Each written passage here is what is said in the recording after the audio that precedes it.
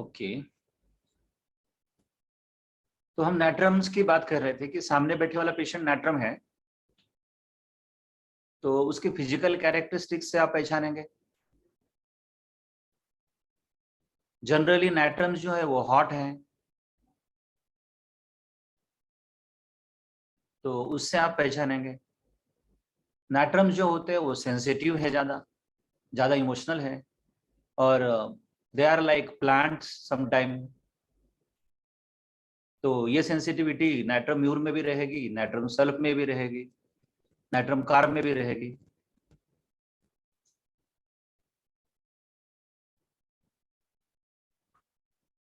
तो बात करते करते फिर हम डिफरेंशिएट करते चलेंगे कि नाइट्रम सल्फ को फिर किस तरह से हम पहचानें। फिर डायरेक्टली डिस्कशन को मैं उधर लेके चलता हूँ।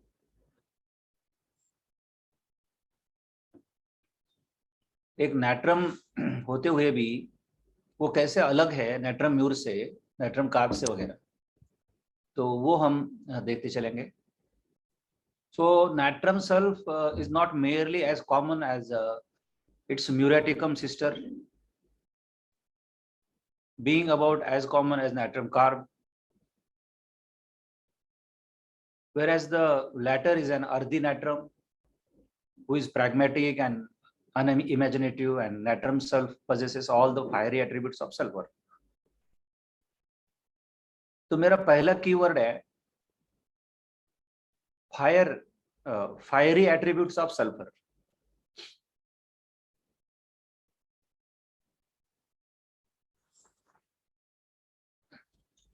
वो बोलता है ना आपको, पुष्पा फ्लावर समझा है क्या, फायर है अपन। तो वो जो फायर है ना, दैट फायर इज सल्फर। मतलब सुंदरता ये होती है कि एक रेमेडी को डिस्कस करते करते दूसरा भी इंफॉर्मेशन हमको मिलता है। तो सल्फर एलिमेंट जिस भी रेमेडी में रहेगा, that is like a fire, and this is a main difference कि ये नाइट्रम सल्फ इनके ग्रुप में कैसे अलग है। अब यहां पर फायर मीन्स क्या, नाइट्रम म्यूर से ज्यादा एंगर, नाइट्रम कार्ब से ज्यादा एंगर, ज्यादा वायलेंस, ज्यादा ओपननेस, ज्यादा positiveness.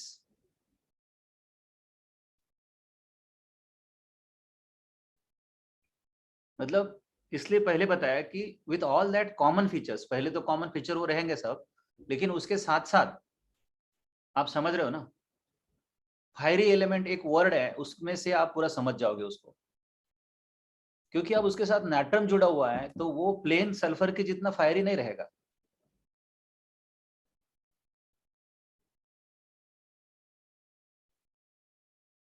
In a quieter way, since they are wedded to the introverted emotionally of the natrums emotionality, and also because natrum self is primarily a female type. यहां पर आपको अभी differentiate करना होगा कि नाइट्रम ग्रुप में एक चीज खास आती है, थोड़ा सा इंट्रोवर्टेडनेस, कि मैं सेंसिटिव हूं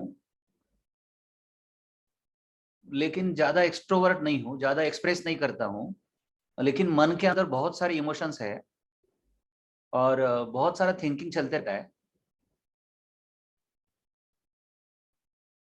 जैसे नाइट्रम म्यूर में thinking about past and thoughts crowded in mind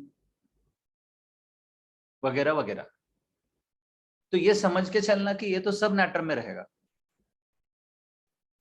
लेकिन सल्फ एलिमेंट में जो फायरी एलिमेंट आ रहा है, मैं आपको एक इंटरेस्टिंग फैक्ट बताता हूं कि नाइट्रम को हम यहाँ पे वाटरी एलिमेंट बोलेंगे और सल्फ को हम फायरी एलिमेंट बोलेंगे, ऐसा है, दोनों में इतना फर्क है। दूसरा इंपॉर्टेंट कीवर्ड मैं आपको दे रहा हूं ताकि बाद में आप उसको राइट अप कर सको, द इंस्पायर्ड नाइट्रम भी कहते हैं इसको। मतलब नाइट्रम सल्फ एक ऐसा नाइट्रम है जो इंस्पायर्ड है, मतलब उसके दूसरे दूसरे कंपोनेंट से, मतलब नाइट्रम मूर, नाइट्रम कार्ब, नाइट्रम फॉस से। जाहिर है कि इसमें सल्फर है। मैंने सल्फर की कहानी आपको बताई थी कि बहुत ज्यादा इंस्पायर्ड, बहुत ज्यादा मोटिवेटेड जो रहता है वो सल्फर है. So the addition of sulfur to the sodium atom adds fire to natrium, and this fire is often expressed as inspired passion. तो दूसरा कीवर्ड आपको मिलता है इंस्पायर्ड पैशन. कहीं ना कहीं नाट्रियम म्यूर में जो एक ज्यादा इमोशनलिटी होती है, नाट्रियम सल्फ उससे ज्यादा जो भी काम करते हैं वो काम के तरफ बहुत ज्यादा पैशनेट रहेंगे, क्योंकि है तो वो मिनरल, और मिनरल में उसके साथ में एक बड़ा मिनरल लग रहा है सल्फर. तो इतना इंटरेस्टिंग है story. Next, natrium sulf individuals are both intellectual inspiration and spiritual faith. These are the aspect of the fire element, the element of passion, and both are to be found more frequently in the sulfuricum individual than in the muriaticums. Fire is an impersonal element, which is why sulfur may feel that they love everyone, and yet they may neglect their family, whereas water is the most personal of element, since it is concerned with the personal emotions. The natrium woman who is passionate tends to be less objective and more emotional in her attachment to whatever she is passionate about when compared to the sulfuricums. तो यहां पर एक differentiating point आएगा आपके case taking में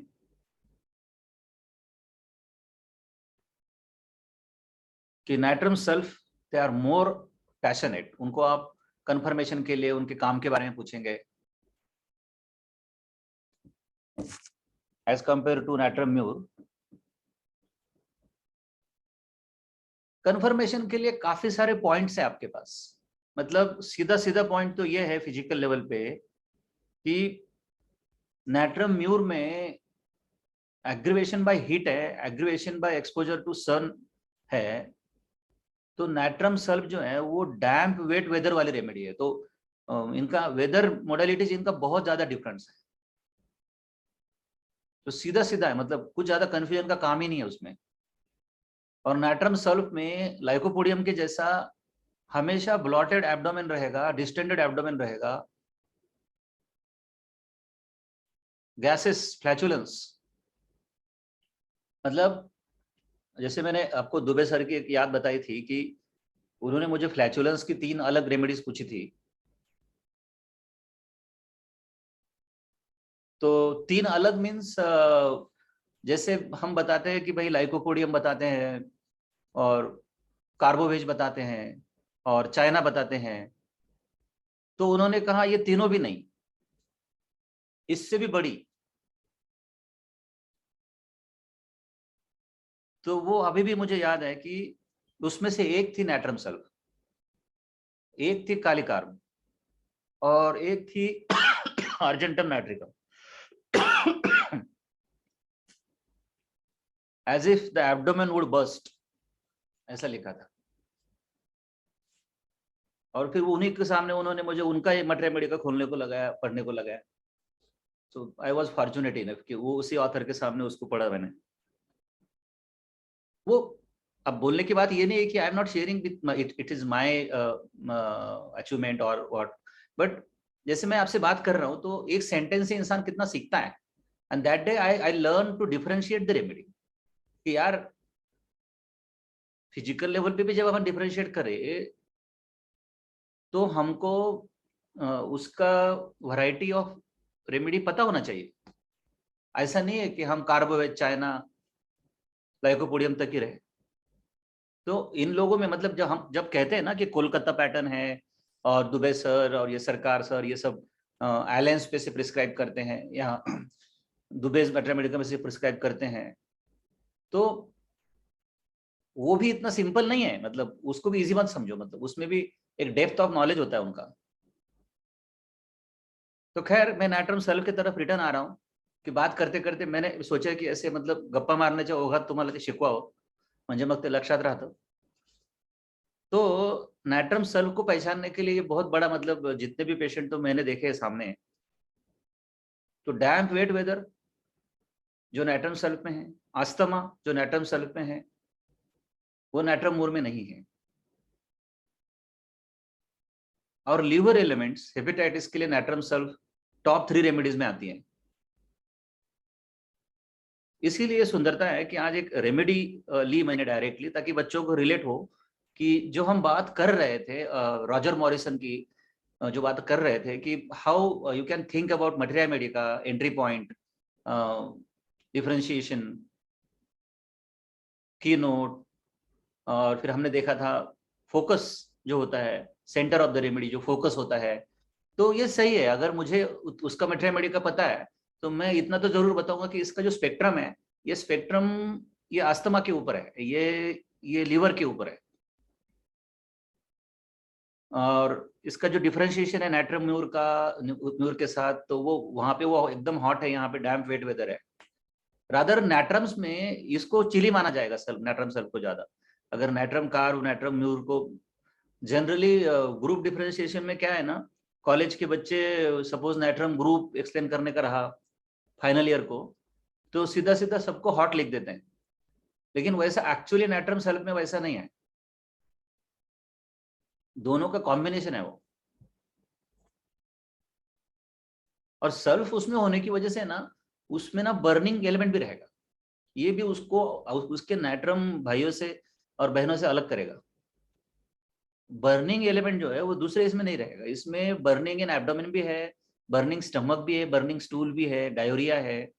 और थोड़ा सा अगर हम आगे चले, इसकी स्पेशलिटी जो इसकी फैमिली में इसके दूसरे भाइयों के पास नहीं है, सबसे बड़ी speciality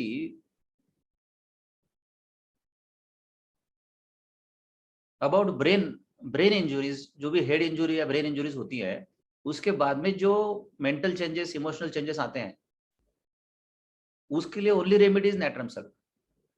the after effects of brain injury और हेड इंजुरी, उसकी वजह से होने वाला हेडेक जो इनके जैसा नहीं है. नैट्रम म्यूर का हेडेक अलग है, headache in the school going girls, headache by reading और ड्यूरिंग स्टडिंग, ये चीज नैट्रम सल्फ की नहीं है. नैट्रम सल्फ का हेडेक क्या है ना, उसको बहुत ज्यादा मेंटल ट्रॉमा हो गया, अगर घर में अगर सास बहू के झगड़े हो गए सपोज, बहुत ज्यादा एकदम वो बहू को झटके आ गए एकदम, और वो झगड़ालू तो वो रहेंगे क्योंकि वो नैट्रम सल्फ है, लेकिन फिर वो बहुत ज्यादा उसने मन को लगा लिया, मेंटल ट्रॉमा हो गया उसको और उसकी वजह से वो अनकॉन्शियस हो गई. एक ऐसा केस हमने ना डांगरे सर के पास देखा था नागपुर को. अचानक मैसेज आया और वो बहू अनकॉन्शियस हो गई और सर के साथ में गया, वहां से थोड़ा 1-1.5 किलोमीटर के डिस्टेंस के ऊपर था. और सर ने तुरंत मुझे बोला, फिर साइकिल थी मेरे पास, सर ने बोला कि इसको नैट्रम सल्फ 200 का डोज डालो इसके मुंह में. तब तुरंत मैं भागा भागा सा गया, भागा भागा लाया मैं, और मुझे बोला कि तू इधर ही बैठ अभी 1 घंटा, मैं जाता हूँ अभी इधर ही, इसको थोड़ा ध्यान रख. वो डोज देने के 15-20 मिनट में वो अच्छी तरह से उठ के बैठी, ऐसा थोड़ा सा सर को दबाने लगी और मस्त नॉर्मल हो गए, शांत हो गए. फिर आजू बाजू के लोग जमा हो गए, पूछा क्या हुआ था कैसे हुआ था, तो वो मुझे अच्छा लगा कि मुझे फिर वो स्टोरी सुनने की थी, तो मैं वहीं पे बैठा रहा, मुझे भी मुफ्त में चाय पानी मिल गई वहां पे. शुरू शुरू में बड़ा अच्छा लगता है, शुरू शुरू में, अभी तो कुछ नहीं, वो शुरू शुरू में बड़ा अच्छा लगता है, कोई आपको डॉक्टर बोले, कोई आपको रिस्पेक्ट करे, कोई चाय पिलाए, तो बढ़िया लगता है. अभी तो क्या वो सारी चीजों से निकल गए अभी. तो जो 5-10 मिनट वहां पे मैं बैठा, क्लियर कट वो केस में आज तक नहीं भूल पाया कि फिर मतलब उन्होंने शेअर किया उसके हस्बंड ने और उसका जो ससरा था उसने, ह्या सासू सुनाचे सकाळपासून खूप जास्त भांडणं झाले आणि मग ते काय एकमेकांना काय बोलले, अर्धा तास चालू होतं, ती खूप बडबड करत होती. सल्फर असल्यामुळे ती बडबड करणार, अचानक ती चक्कर येऊन पडली. मग तशीच सगळेजण घाबरून गेले, मग सासू घाबरायला लागले आणि मग ती सासू माफी मागायला लागली. मग सासूने ते देवघरातले जाऊन ती उदी आणली, ती उदी लावली तिला, हे केलं की तिला वाटलं बाबा ही मेली बिली तर काय होऊन जाईल आपल्याला. और गंमत गंमत बघा की ग्रेट प्रॅक्टिशनर कसे असतात. The great practitioner doctor Dangre the only practitioner, मेरा भाग्य था कि, तो आज किसी को विश्वास भी नहीं होगा कि 500 पेशेंट पर डे हम लोग देखते थे। 500 पेशेंट सर चेक करते थे, सुबह के 200-250 पेशेंट, शाम के 200-250 पेशेंट। और ऑब्जर्वेशन कैसा था सर का, ऐसा था, मतलब आप इससे आप अंदाजा लगा सकते हो कि मतलब आप ऐसा नहीं कह सकते कि नहीं यार वो सर क्या ऐसे ही देते होंगे सुपरफिशियल, ऐसा ऐसा नहीं है। अब इस चीज को आप मटेरिया में डाल के देखो कि ये सब एविडेंस आपके सामने है कि सासू सुन के झगड़े हो गए, फिर वो ऐसा हुई, फिर वो हुई। अभी हम नेट्रम सेल्फ पढ़ रहे हैं और सर ने 1 सेकंड में सोच के वो दे भी दिया, सर चले भी गए ओपीडी, उनकी ओपीडी संभालने के लिए। मतलब मेरा पहला इंस्पिरेशन जो था वो डांगरे सर ही थे। मैंने कभी ऐसा होम्योपैथी देखा ही नहीं था कि सुबह 5 बजे लोग आते हैं, नागपुर जैसे मेट्रो सिटी में सुबह 5 बजे लोग आते हैं, और वो सर का जो कंपाउंडर है, वो कंपाउंडर कार्ड लेके, मतलब कार्ड नंबर के कार्ड होते हैं, और उस दिन के कार्ड सुबह 5 बजे बंटना शुरू हो जाते हैं, 7 बजे तक कार्ड खत्म हो जाते हैं कि भाई आपको नंबर मिला, मतलब आपको 50 नंबर मिला, 100 नंबर मिला या 150 नंबर मिला, जो भी नंबर मिला, तो उस हिसाब से फिर आप टाइम पे आइए। और फिर 9 बजे सर का आगमन होता था, ऐसा है। मतलब वो जो पहला कार्ड वाला नंबर है वो, और ये धूम भार, मतलब मंडप जैसा था, मंडप जैसा लगता है ना, अपन छोटा मंडप डालते हैं शादी के समय, तो वैसा मंडप जैसा, उसके उसमें ऐसे बेंचेस डाले रहते थे, और फिर लोग आके बैठते थे, वो एक एक नंबर का कार्ड दिखाना, वो अंदर आना, फिर 1 2 3 4 5 6 7 8 फटक फटक फटक। तो मैं वहां पे था कि how it is different, natrum mur और नाइट्रम सल्फ कैसे डिफरेंट रहेंगे। ये जो एक टाइप का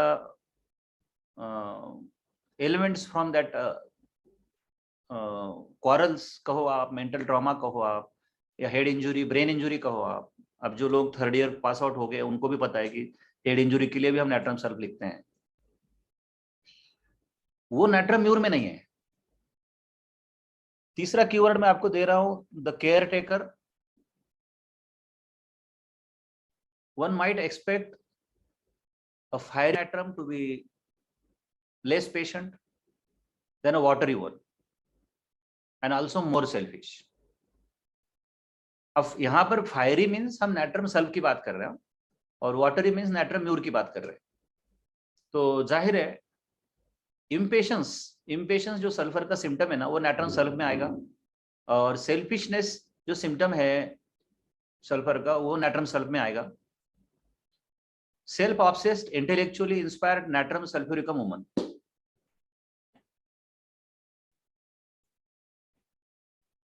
मतलब इनकी बातों में ना वो ज्यादा रहेगा, मतलब मैं, मेरे इमोशन्स, मेरा काम, माझ्या भावना, असं मला असं वाटतं, लोकांनी असं करायला पाहिजे, मी याच्यामुळे हर्ट होते, हे जास्त येईल त्यांच्यामध्ये।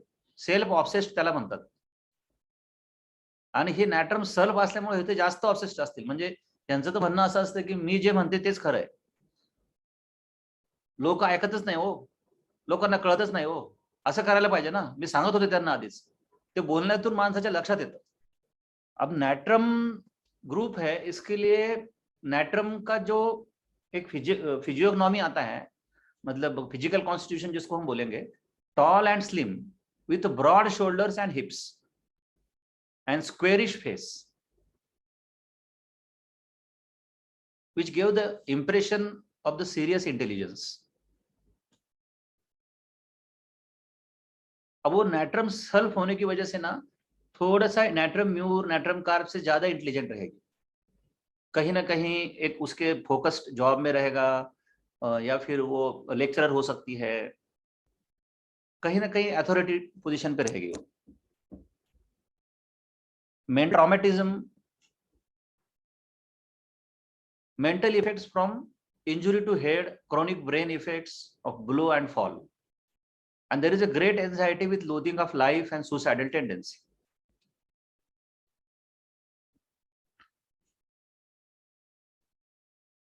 यहां पर भी ये एक चीज जो पॉइंट ऑफ डिस्कशन हमने रखा है आज स्टार्टिंग से, मैं उससे भी बात कर रहा हूँ कि नैट्रम म्यूर से ज्यादा सुइसाइडल टेंडेंसी जो है वो नैट्रम सल्फ में रहेगी, हमेशा याद में रखना। सल्फ एलिमेंट जो है ना वो ऐसा इम्पल्सिव है वो, कांट कंट्रोल इमोशंस।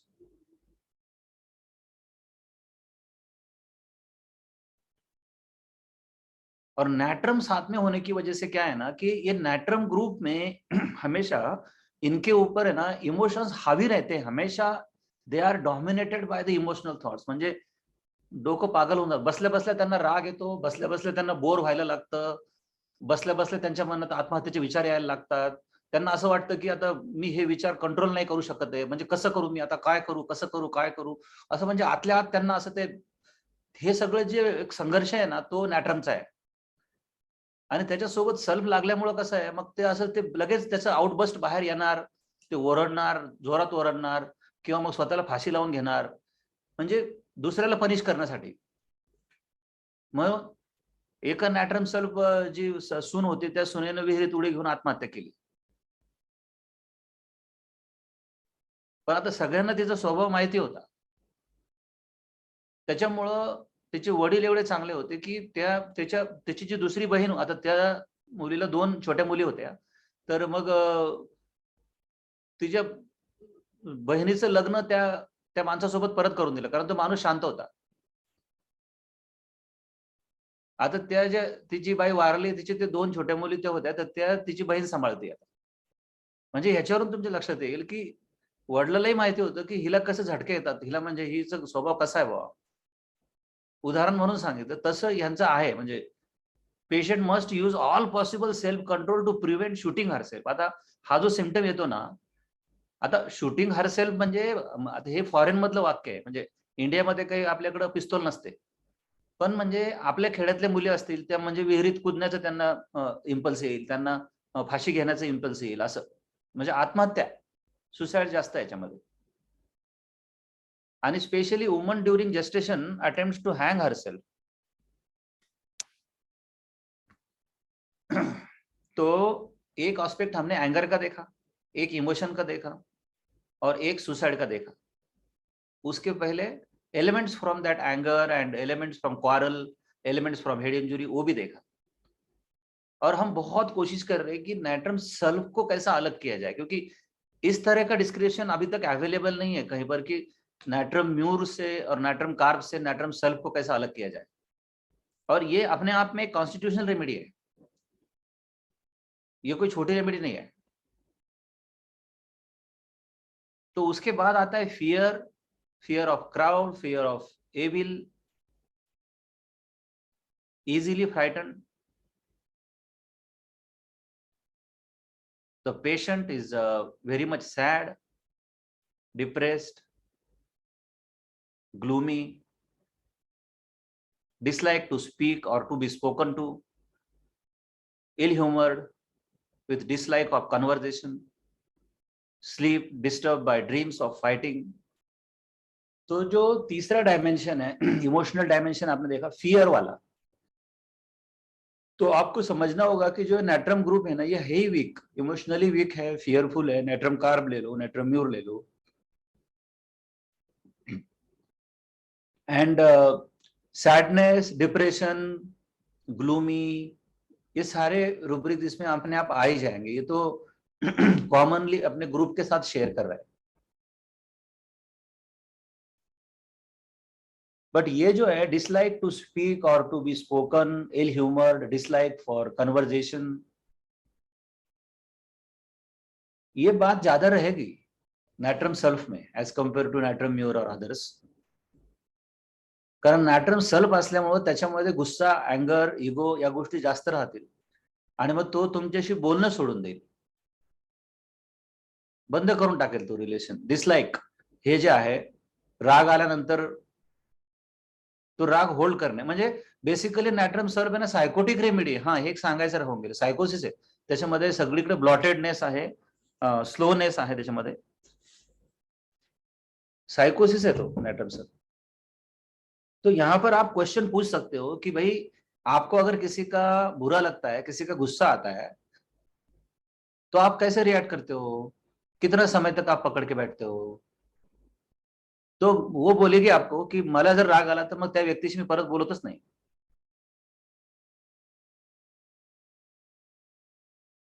तब वहां पे आपको रिएक्शन पैटर्न समझ में आएगा, रिस्पॉन्ड पैटर्न समझ में आएगा अलॉन्ग विथ अदर सिम्टम्स। तो फिर ऊपर से हमने लिंकअप किया ही है, उसमें कंफर्मेशन के लिए काफी सारे सिम्टम है आपके पास। और कॉमन सिम्टम नाइट्रम ग्रुप के साथ अगर मैं बताऊं तो पूरा nitrum group does not like music, music makes her weep.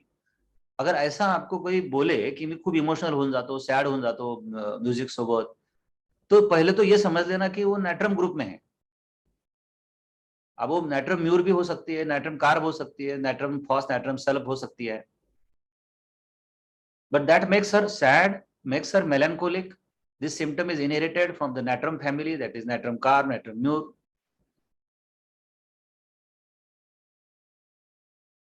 And sensation as if the forehead would burst, as if something was forcing its ways out of ears.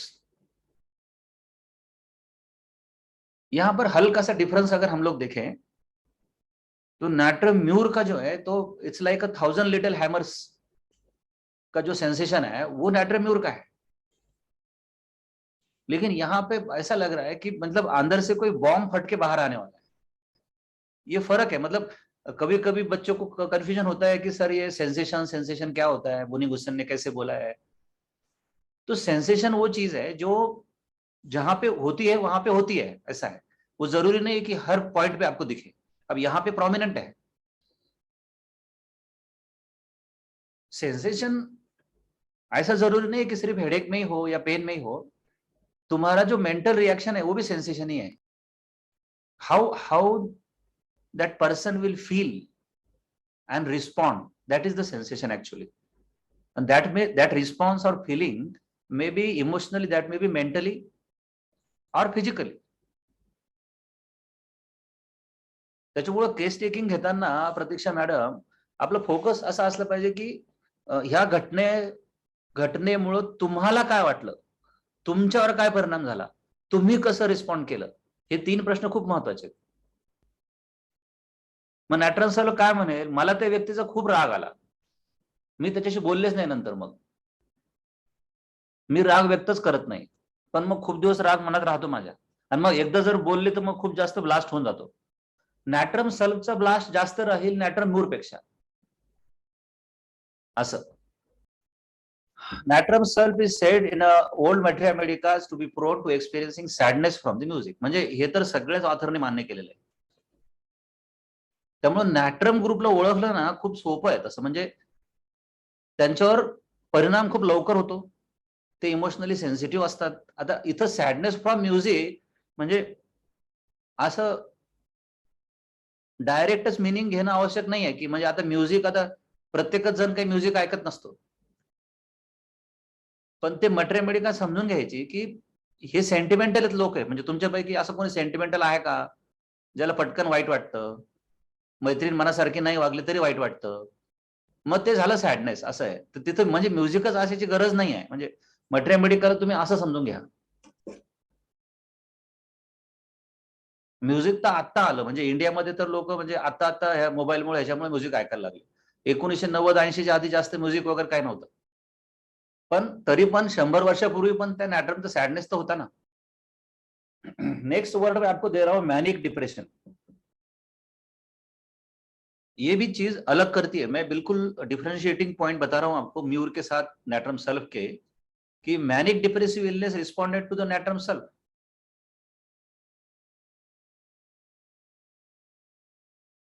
मैं जानबूझ के स्लोली बोल रहा हूं ताकि अगर कोई लिख रहा है तो उसको लिखने के लिए टाइम मिले। अब यहाँ पे डिफरेंस ये है कि डिप्रेशन, नैट्रम म्यूर का डिप्रेशन एक सिर्फ डिप्रेशन है, सैडनेस है, लेकिन नॅट्रम सल्फ का जो डिप्रेशन है वो मॅनिक डिप्रेशन बोला जाता है। म्हणजे मॅनिया, त्याला डिप्रेशन मध्ये जेव्हा तो मॅनिया मध्ये जाईल ते मॅनिक डिप्रेशन आहे। म्हणजे आता तुम्ही असंही म्हणू शकता की मग सुसायडल मॅनिया असं म्हणू शकता तुम्ही। तर it is not surprising that sulfuricum is prone to this mysterious illness since it is split illness characterized by depression on one hand and the mania on the other hand, that is sulfur, fire। वही मैं आपको बोला था ना कि flower समझा है क्या, फायर है अपन। हाँ ऐसे। तो वो जो कैरेक्टर है ना, वो पूरा सल्फर का कैरेक्टर है, येड़ा कैरेक्टर है वो, एकदम पुष्पा का जो कैरेक्टर है ना, पूरा सल्फर का कैरेक्टर है वो।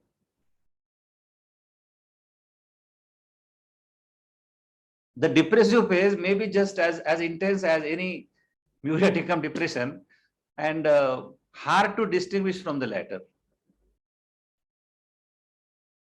प्रतीक्षा हिंगणकरला तर रडायलाच येते नॅट्रमची कहाणी ऐकली, नॅट्रम सल्फची, तर त्याच्यामध्ये बरेच थीम आहेत त्या नॅट्रम सल्फ सारख्या. सल्फर सारखं एक एक्सप्रेशन आहे, एक्स्ट्रोवर्टेडनेस आहे, आणि नॅट्रम सारखी एक सेंटिमेंटलनेस आहे, सेन्सिटिव्हिटी आहे.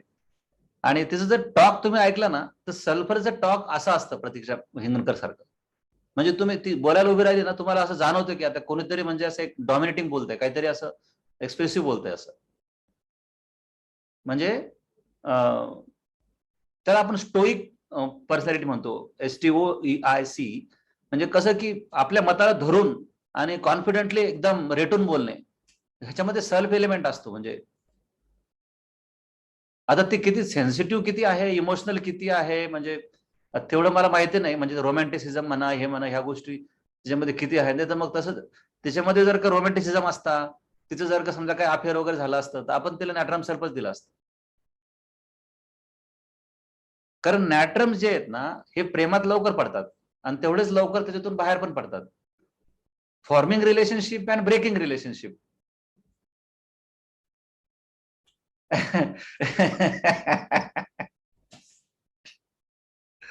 अपन गम्मत करतो बरं का, राग ना काही होते, म्हणजे थोडंसं त्याच्यामुळे कसं लक्षात राहतो. हाँ, तो यहाँ पे पॉइंट था कि हम उसको इस तरह से डिफरेंशिएट करेंगे. मैनिक फेज जो है वो नैट्रम सल्फ में ज्यादा है. Individual has pressure of thoughts, but that these thoughts tends to dwell on the past, and thus there is a speeding up of the thoughts which crowd in upon each other, and the focus on the past that is characteristic of water.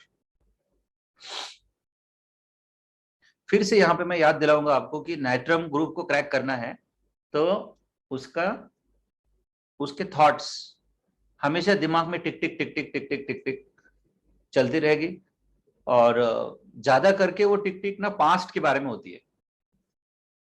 जैसे कि अगर आप काली group देखेंगे तो काली group में यही thoughts future के बारे में होते हैं.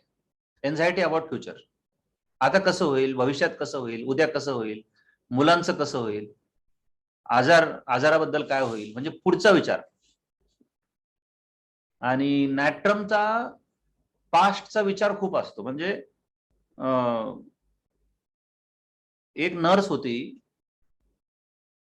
तिला 22 वर्षापूर्वी म्हणजे ती ज्या डॉक्टर जवळ काम करायची त्या डॉक्टरवर प्रेम होतं. तर 22 वर्षानंतर पण तो थॉट तिला आता त्रास देत होता. म्हणजे उदाहरण सांगितलं तर असं, म्हणजे त्या थॉटच्या याच्यामध्ये अडकून राहतात हे लोक नॅट्रमच्या याच्यामध्ये. हे यांचं खूप महत्वाचं हे आहे. म्हणजे सायकोलॉजिकली तो थॉट त्यांना सोडतच नाही. Obsessive thoughts are liable to occur in a manic phase, especially involving regret, unrealistic romantic desire, suicidal tendency. एक शब्द, एक तुम्हाला कीवर्ड घ्यायचा ना, ऑब्सेसिव्ह थॉट असा घ्या. नॅट्रम सल्फ मध्ये ना ऑब्सेसिव्ह थॉट जास्त आहेत. ऑब्सेसिव्ह म्हणजे कसे, ते थॉट्स तुमच्या डोक्यावरती हावी होऊन जातील, हावी होऊन जातील. ते तुम्ही कंट्रोल नाही करू शकणार त्यांना. म्हणजे तुमच्याकडून जसं पाहिजे तसं काम करून घेणार ते.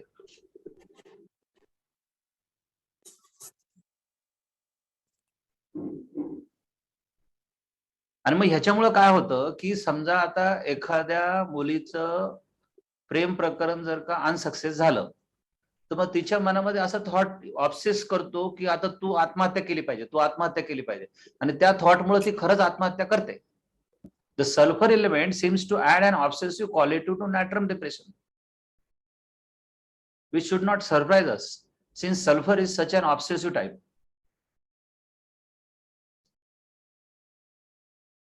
Like muriaticums, the sulfuricum is quite a sensitive, emotional person with a strong sense of values. She tends to be more emotionally open than former, but less intense since there is less suppressed emotion behind her self-expression. Many common features can be seen such as claustrophobia, stoicism, मैं बोला था अभी आपको stoic personality, and also self-reproach in the more depressive sulfuricums.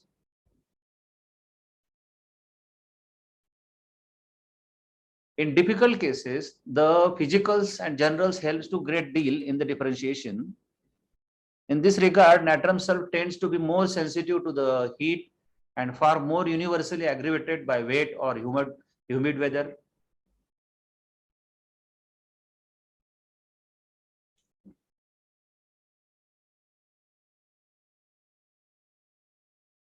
Natrum mur से अगर हम natrum sulf को अलग करें, तो they have more angular face and physique than her muriaticum counterpart. The face tends to be quite broad and the eyes appear more open.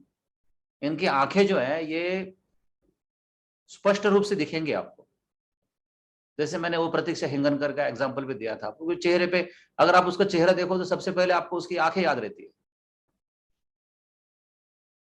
So that kind of open eyes are there, more open than those of muriaticums. The physique may be either broad or delicate, but it is seldom as rounded as then there in muriaticums, and is often light and thin.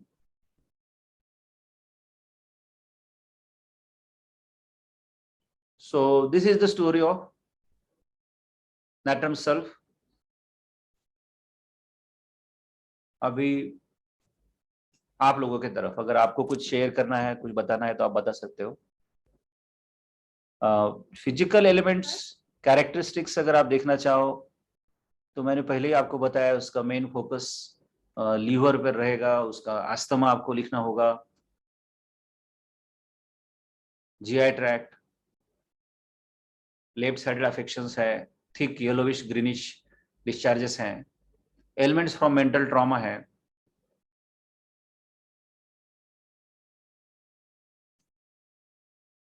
burning thirst for very cold drinks, especially in evening.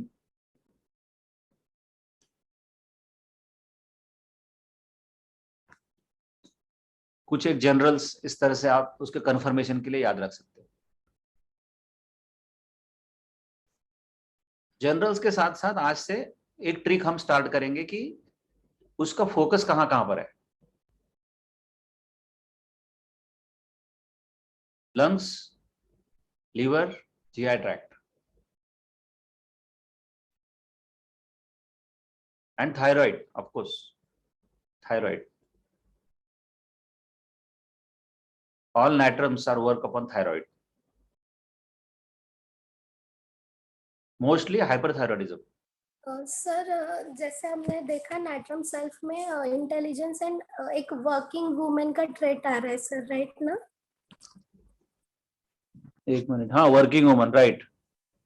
हाँ, तो sir अगर किसी कारण की वजह से अगर उसे वर्क छोड़ना पड़ा तो उसको कितना अफेक्ट होगा, कैसे रिएक्शन कैसा रहेगा पेशेंट का? करेक्ट. तो यहाँ पर है ना, एक तो बहुत इमोशनली बहुत ज्यादा डिस्टर्बेंस आपको दिखेगा उसकी लाइफ में, वो अफेक्ट हो जाएगी उसकी वजह से, और फिर बहुत ज्यादा चिड़चिड़ापन, इरिटेबिलिटी, एंगर और इम्बैलेंस रहेगा. मतलब हस्बैंड वाइफ रिलेशनशिप है तो उसमें भी इम्बैलेंस रहेगा, वो चीखेगी, चिल्लाएगी, या फिर वो खुद को कुछ हार्म कर सकती है, और फिर वो हमेशा ऐसा कहेगी कि मैं टेंस हूँ, मैं डिप्रेस्ड हूँ, मैं इसकी वजह से ऐसी हो गई, आई एम अफेक्टेड, ऐसे वो रहेगा. They are very easily disturb mentally, ये उनका मेन स्टैंड रहता है एटम्स का. ऑल राइट, फिर यहाँ पर हम लोग रुकते हैं.